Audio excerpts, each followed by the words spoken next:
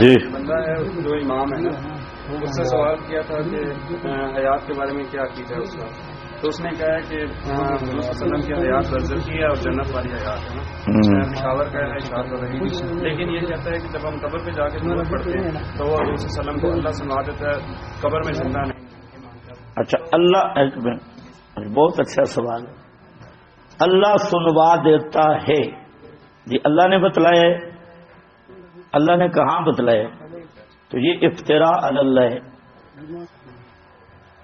دیکھو غیب کا معاملہ ہے نا، ایک آدمی کہتا ہے کہ اللہ سنوا دیتا ہے،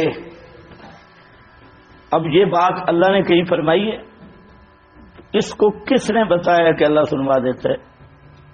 تو یہ ہے افتراء علی اللہ۔ اس امام کو توبہ کرنی چاہیے اللہ پہ جھوٹ بولنے سے۔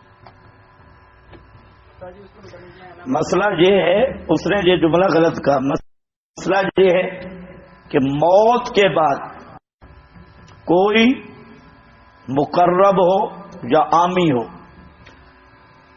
موت کے ساتھ اسباب ختم ہو جاتی ہیں، روح بدن سے چلا جاتا ہے،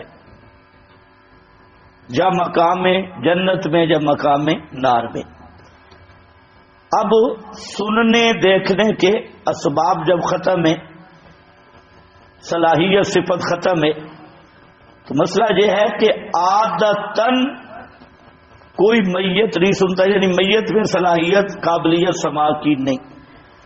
اگر اللہ چاہے کسی کی کوئی بات کسی مردے کو سنا دے تو اللہ سنا سکتا ہے، سناتا ہے، اس کے لیے دلیل چاہیے۔ سنا سکتا ہے، یہ اللہ کی قدرت ہے۔ ان اللہ یسمع من یشاء، اللہ سنا سکتا ہے۔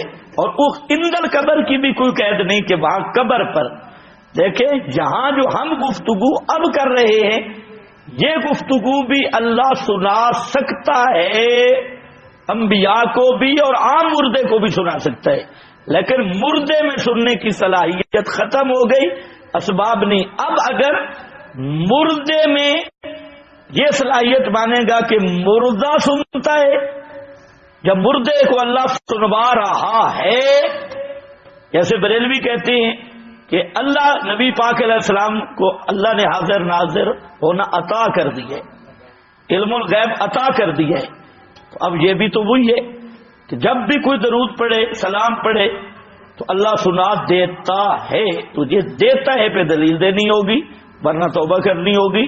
ایک ہاں یہ بات ہے اللہ سنا سکتا ہے، میری یہ گفتگو بھی دنیا کی کوئی آواز جس کو چاہے سنا دے، یہ اللہ کو طاقت ہے، اللہ کو قدرت ہے، پر بات اتنی ہے۔ باقی رہ گیا مسئلہ کہ اشاعتی کہلانا، حیاتی کہلانا، مماتی کہلانا، دیوبندی کہلانا، بریلی کہلانا، یہ مدار نجات نہیں ہے۔ مدار نجات ہے ما انا علیہ و اصحابی۔